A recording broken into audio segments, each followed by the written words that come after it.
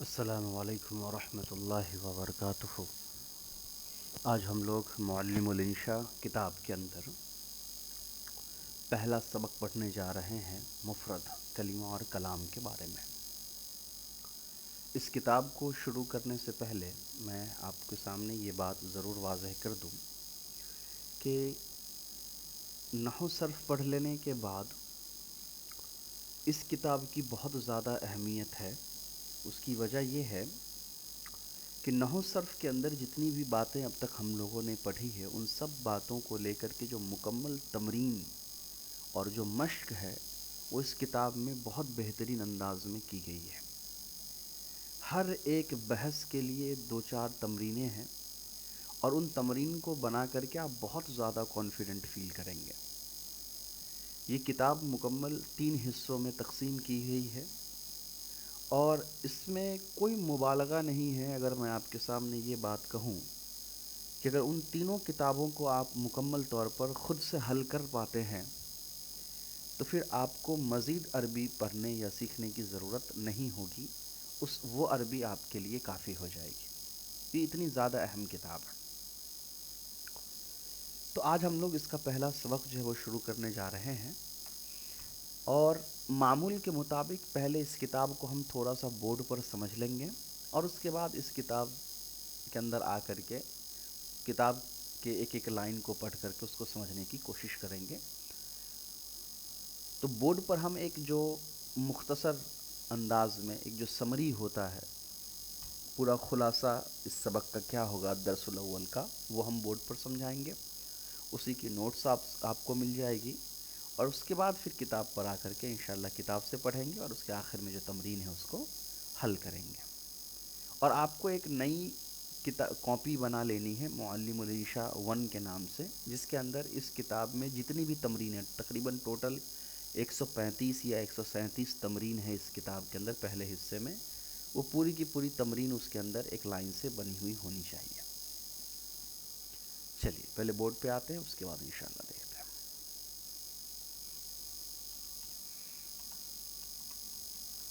معلم الانشاء میں آج ہم لوگ پڑھنے جا رہے ہیں الدرس الاول، یہ ہے کلمہ۔ اب اس کو اسٹارٹنگ سے تھوڑا سا الگ انداز میں سمجھیے۔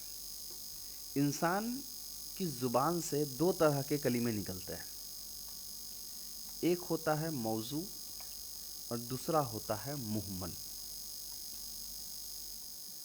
تو انسان کی زبان سے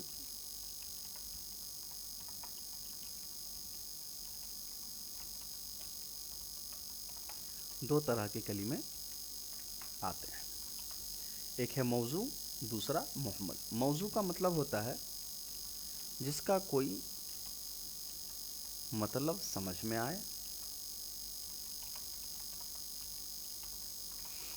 جس کا کوئی مطلب سمجھ میں آئے۔ اور مہمل کا مطلب ہوتا ہے جس کا کوئی مطلب سمجھ نہ آئے۔ یعنی ایک ہوتا ہے معنی دار اور دوسرا ہوتا ہے بے معنی۔ ایک ہوتا ہے جس کے اندر با معنی اور دوسرا ہوتا ہے بے معنی۔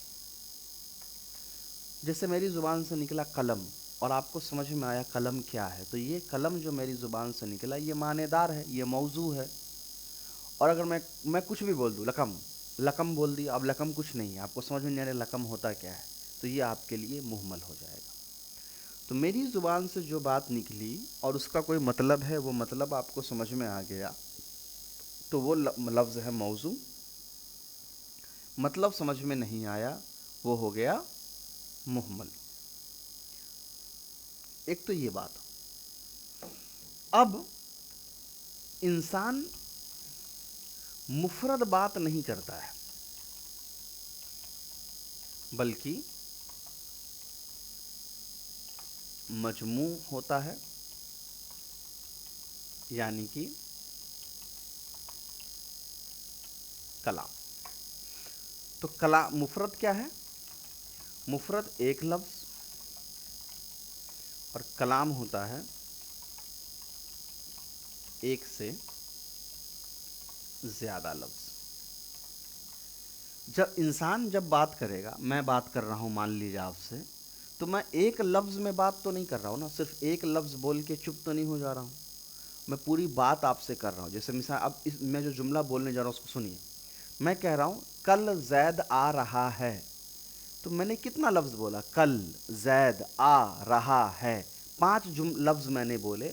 ये पांचों लफ्ज़ मुफरद हैं, अलग अलग। जैद, कल, आ, रहा है, ये पांचों अलग अलग मुफरद है। लेकिन जब मैंने इनको एक साथ जमा करके बात की, जैद कल आ रहा है, तो आपको एक मतलब समझ में आई। तो इंसान जब बात करता है तो वो मुफरद बात नहीं करता है, वो कलाम के अंदर, जुमले के अंदर बात करता है। ठीक है, इतनी बात याद रखिएगा। अब आते हैं अरबी ज़ुबान के ऊपर। तो अरबी ज़ुबान में जो मुफरद कलिमात हैं वो 3 हैं। इसी को आप दूसरे अंदाज में सुनते हैं कि अरबी ज़ुबान 3 चीज़ों से मिल करके बनती है, इस्म, फ़ेल, हर्फ। वही चीज़ आप दूसरे अंदाज में थोड़ा सा पढ़ रहे हैं कि अरबी ज़ुबान में मुफरद कलिमात हैं 3। कौन कौन से? एक होता है इस्म, एक होता है फ़ेल, और एक होता है हर्फ। इस्म क्या है? इस्म एक लफ्ज़ है जिसका खुद का एक माने है, जिसका खुद का एक माने है और कोई ज़माना नहीं है। फ़ेल क्या है? फ़ेल एक लफ्ज़ है जिससे काम का होना या करना समझा जाता है और एक ज़माना होता है।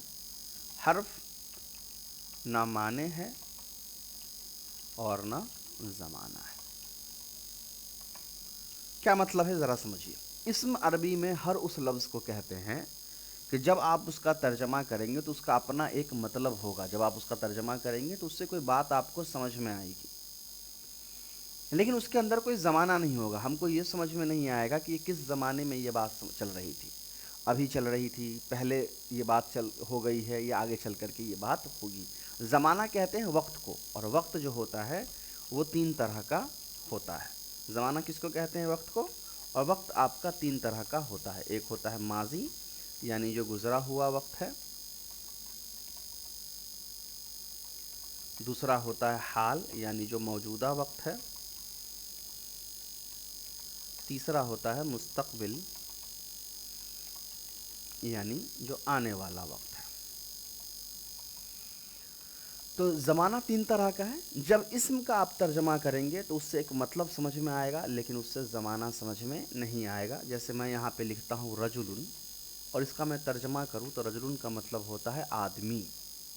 तो जैसे ही मैंने बोला रजुलुन, आपको मतलब समझ में आ गया कि हाँ ठीक है, रजुलुन का मतलब होता है आदमी। लेकिन मेरे आदमी बोल देने से आपको ये समझ में नहीं आएगा कि आदमी किस ज़माने में था, पहले आदमी है, अभी आदमी है, या आगे चल कर के आदमी बनेगा। ऐसा कुछ भी आपको समझ में नहीं आएगा। तो जब हमको एक मतलब तो समझ में आता है लेकिन ज़माना समझ में नहीं आता है, तो हम ये मान लेते हैं कि वो लफ्ज़ जो है वो इस्म है। तो अरबी में जब कोई बात कही जाएगी और उस कोई ऐसा लफ्ज़ हो जिससे मतलब समझ में आ रहा है लेकिन ज़माना समझ में नहीं आ रहा है, आपको आंख बंद करके कह देना है कि वो लफ्ज़ इस्म बोली गई है। जब आती है बात फ़ेल की, तो फ़ेल के अंदर एक काम का होना या करना समझ में आता है।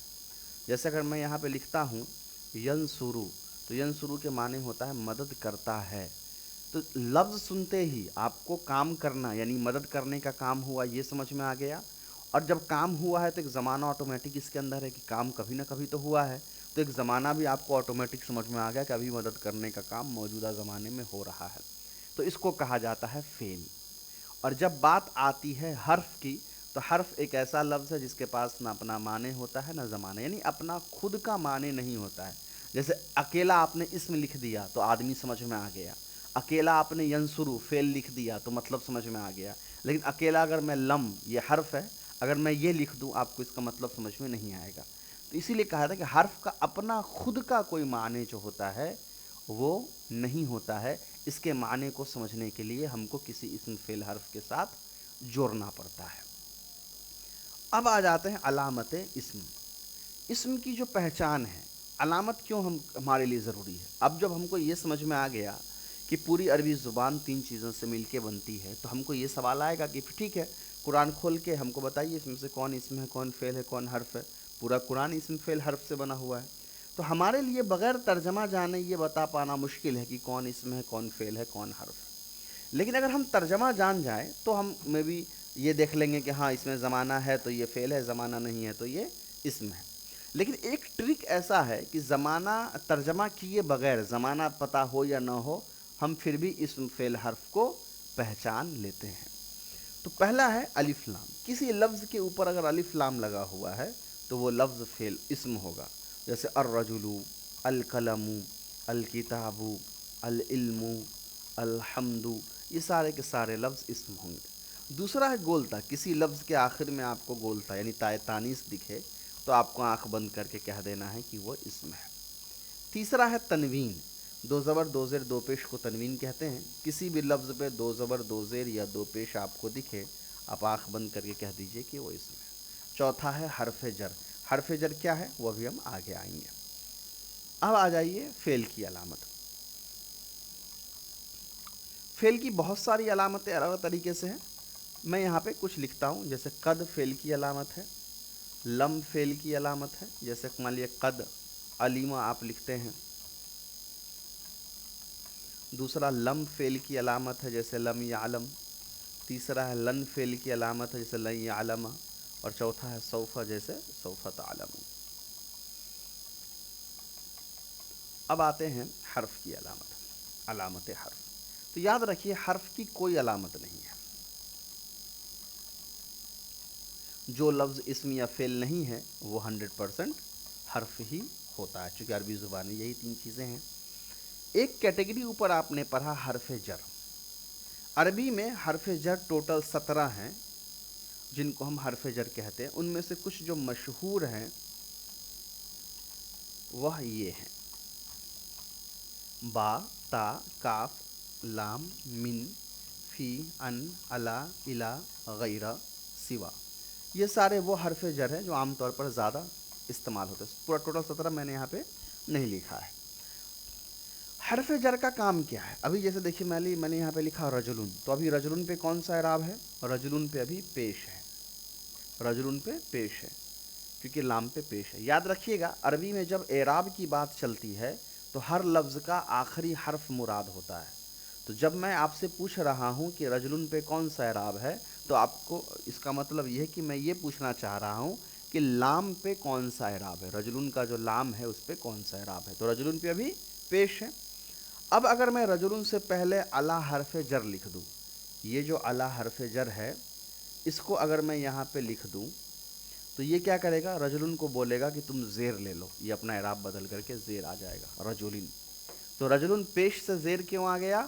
الا حرف جر کی وجہ سے۔ تو جہاں جہاں بھی ان میں سے کوئی بھی حرف جر آئے گا تو اس کے بعد جو اسم ہے اس پر ہمیشہ زیر آئے گا۔ ایک تو یہ بات۔ اب اس کو میں نے اسم کی علامت میں کیوں لکھا؟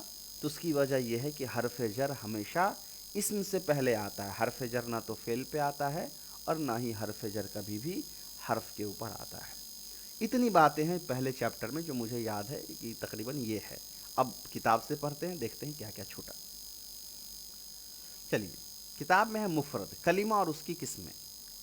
جس لفظ سے کوئی معنی سمجھ میں آتا ہو، جس لفظ سے کوئی معنی سمجھ میں آتا ہو، نحو کی اصطلاح میں اسے کلمہ کہا جاتا ہے۔ کلمہ 3 قسم کا ہوتا ہے: اسم، فعل اور حرف۔ اسم اس کلمے کو کہتے ہیں جس سے کسی آدمی، جانور یا جگہ یا چیز یا کسی کا نام سمجھ میں آئے، اس کے اندر ماضی، حال، مستقبل میں سے کوئی زمانہ نہ پایا جائے۔ جیسے خالدن نام ہے آدمی کا، القرآن نام ہے کتاب کا، الفرس گھوڑا ہے، لکھنؤ جگہ کا نام ہے، الشجر پیڑ ہے، الابریق مانے بجلی ہے، القراءۃ مانے پڑھنا ہے، الجریو مانے دوڑنا ہے، وغیرہ۔ تو یہ سارے کے سارے کیا ہیں؟ اسم ہیں، کیونکہ اس سے کسی چیز کا ہونا سمجھ میں آ رہا ہے۔ اب آپ یہ سوچئے گا القراءۃ پڑھنا اور دوڑنا یہ تو کام ہے، تو پھر اس کو ہم نے اسم کے اندر کیوں شمار کیا؟ یہ تو کام ہے، اس کو فعل کے اندر ہونا چاہیے۔ تو نہیں، یہ فعل کے اندر اس لیے نہیں کہ دوڑنا صرف کام سمجھ میں آ رہا ہے نا، زمانہ تو نہیں سمجھ میں آ رہا ہے کس زمانے میں دوڑا۔ اگر میں یہ کہتا میں نے دوڑا یا وہ دوڑتا ہے یا وہ دوڑے گا، تب یہ فعل ہوتا۔ صرف ایک دوڑنا، آپ کی بات بالکل صحیح ہے کہ دوڑنا ایک کام ہے، لیکن یہ صرف ایک کام ہے، اس کے اندر زمانہ نہیں ہے، اور اگر زمانہ نہ ہو تو وہ اسم ہی ہوگا، فعل نہیں ہوگا۔ یہاں حاشیے میں ایک بات لکھی ہے کہ انسان کے منہ سے جو بات نکلتی ہے وہ چند مفرد الفاظ کا مجموعہ ہوتی ہے۔ اگر ان الفاظ کو ہم ایک دوسرے سے الگ کر دیں تو ہر لفظ مفرد کہلائے گا۔ جیسے رکیب خالد علی الحصان، یہ ایک جملہ ہے جو 4 لفظوں سے مرکب ہے۔ اگر ان میں سے کسی ایک کو یا ہر ایک کو الگ الگ کر دے تو الگ الگ یہ کیا ہوا لفظ مفرد کہلائے گا اور مجموعہ مرکب۔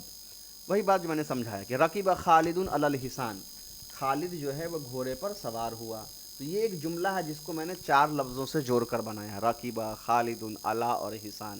اگر ان سب کو الگ کر دیا جائے تو یہ سب ایک اکیلا مفرد الفاظ ہے، اور ان سب کو جب جوڑا گیا تو یہ مرکب اور کلمہ ہو گیا۔ چلیے اس کے بعد آ جائیے فعل۔ فعل اس کلمے کو کہتے ہیں جس سے کسی کام کا ہونا یا کرنا سمجھا جائے اور ساتھ ہی میں یہ بھی معلوم ہو کہ وہ کام ماضی، حال، مستقبل تینوں زمانے میں سے کس زمانے میں ہوا یا ہوگا۔ جیسے کرا، اس نے پڑھا، تو گزرے زمانے میں پڑھا۔ یقرأ، وہ پڑھتا ہے یا پڑھے گا موجودہ زمانہ یا آگے آنے والے زمانہ میں۔ کرا میں ماضی ہے اور یقرأ میں زمانہ حال یا استقبال دونوں معنی پائے جاتے ہیں۔ حرف ایک ایسا کلمہ ہے جو اپنے پورے معنی کے بتانے میں دوسرے کلمے کا محتاج ہو۔ یعنی حرف کا اپنا خود کا معنی نہیں ہوتا، اس کے معنی کو سمجھنے کے لیے ہم کو کسی اسم یا فعل کے ساتھ اس کو جوڑنا پڑتا ہے۔ یعنی جب تک اس کے ساتھ کوئی دوسرا کلمہ نہ ملے اس کے معنی پورے طور پر سمجھ میں نہ آئیں گے۔ جیسے من معنی سے، الی معنی تک، فی معنی میں۔ نوٹ: الف لام، تنوین اور اضافت، اضافت یعنی مضاف ہونا یا اور حرف جر کا آنا اسم کی علامت ہے۔ فعل پر الف لام، جر اور تنوین نہیں آتی ہے اور نہ فعل مضاف ہوتا ہے، یعنی مضاف صرف فعل اسم ہی ہو سکتا ہے۔ فعل میں زمانہ کا پایا جانا ضروری ہے۔ حرف کی علامت اس کی تعریف سے ظاہر ہے، یعنی حرف کی کوئی علامت نہیں ہے، وہ سمجھ میں آتا ہے۔ تو یہ پورا آپ کا ہو گیا ایکسپلینیشن۔ اب یہاں پہ ایک مختصر سی تمرین ہے۔ تمرین کیا ہے؟ تمرین 1 میں آپ کو من درجہ ذیل جملوں میں اسم فعل حرف کی تمیز کرنی ہے۔ اس کا ترجمہ آپ کو فی الحال نہیں فوکس کرنا ہے، معنی نہیں دیکھنے ہیں، آپ کو صرف اسم فعل اور حرف پتہ کرنا ہے علامات کے بنیاد پر۔ کون سا لفظ اسم ہوگا، کون سا لفظ فعل ہوگا، کون سا لفظ حرف ہوگا۔ اب میں کیا کرتا ہوں کہ تھوڑا سا ویڈیو پاز کر لیجئے، 10 جملے کو پڑھ لیجئے، ہر لفظ کے بارے میں اسم فعل حرف مجھے بتا دیجئے، اور اس کے بعد پھر میں آپ کو بتا دیتا ہوں، ٹھیک ہے؟ تو چلیے ریڈی، 1 2 3، اب میں بتانا شروع کرتا ہوں، آپ ملا لیجئے۔ الطیر اسم ہے کیونکہ یہ الف لام اس کے اوپر ہے، یطیر فعل ہے کیونکہ اس کے اوپر الف لام یا تنوین یعنی اسم کی کوئی علامت نہیں ہے، فی حرف جر ہے تو ظاہر سی بات ہے حرف ہے، اور الہوا اسم ہے کیونکہ اس کے اوپر الف لام بھی ہے اور دوسری علامت یہ ہے کہ اس کے پہلے حرف جر ہے۔ تو الطیر یطیر فی الہوائی میں الطیر اسم، یطیر فعل، فی حرف جر اور الہوا اسم۔ دوسرا مثال السمک اسم ہے کیونکہ الف لام ہے، یعیش فعل ہے، فی حرف جر ہے تو حرف ہے، اور المائی بھی اسم ہے کیونکہ اس پہ الف لام بھی ہے اور حرف جر بھی لگا ہوا ہے۔ العصفور اسم ہے الف لام ہونے کی وجہ سے، یتغرد فعل ہے، الا حرف ہے، اور الشجرتی اسم ہے الف لام ہونے کی وجہ سے بھی اور حرف جر بھی پہلے آیا اسی لیے۔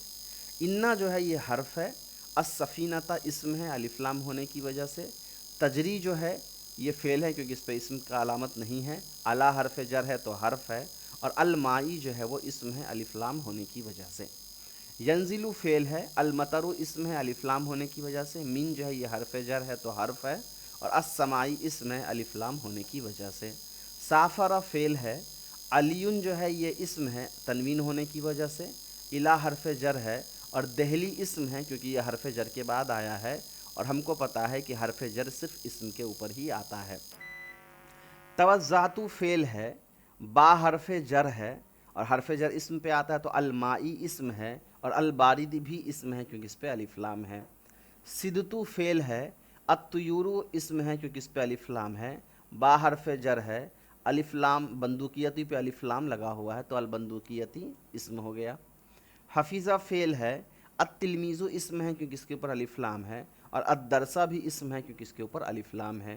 ان حرف ہے، اللہ اسم ہے، اللہ حرف جر ہے، حرف جر کے بعد جو لفظ ہوگا وہ اسم ہے، تو کلی بھی اسم ہے، شیئن اسم ہے تنوین ہونے کی وجہ سے، اور قدیرن بھی اسم ہے تنوین ہونے کی وجہ سے۔ تو یہ تشریح ہو گئی۔ اب اس کا ترجمہ آپ دیکھ لیجیے، ترجمہ ابھی فی الحال آپ کو کرنا بھی نہیں ہے، یہ ایڈیشنل ہے، میں کر دے رہا ہوں۔ الطیر یطیر فی الہوائی، پرندہ آسمان میں اڑتا ہے۔ السمک یعیش فی الماء، مچھلی پانی میں رہتی ہے۔ العصفور یتغرد علی الشجرۃ، پرندہ پیڑ پر چہچہاتا ہے۔ ان السفینۃ تجری علی الماء، کشتی پانی پر چلتی ہے۔ ینزل المطر من السماء، آسمان سے بارش برستا ہے۔ سافر علی الی دہلی، علی نے دہلی کا سفر کیا۔ حفظ توضأت بالماء البارد، میں نے ٹھنڈے پانی سے وضو کیا۔ صدت الطیور بالبندوقیۃ، میں نے پرندے کا شکار بندوق سے کیا۔ حفظ التلمیذ الدرس، طالب علم نے سبق یاد کیا۔ ان اللہ علی کل شیء قدیر، بے شک اللہ تعالیٰ ہر چیز پر قادر ہے۔ یہ ہو گیا آپ کا پہلا سبق۔ دوسرا سبق انشاءاللہ اگلے کلاس میں کنٹینیو کریں گے۔ السلام علیکم ورحمۃ اللہ۔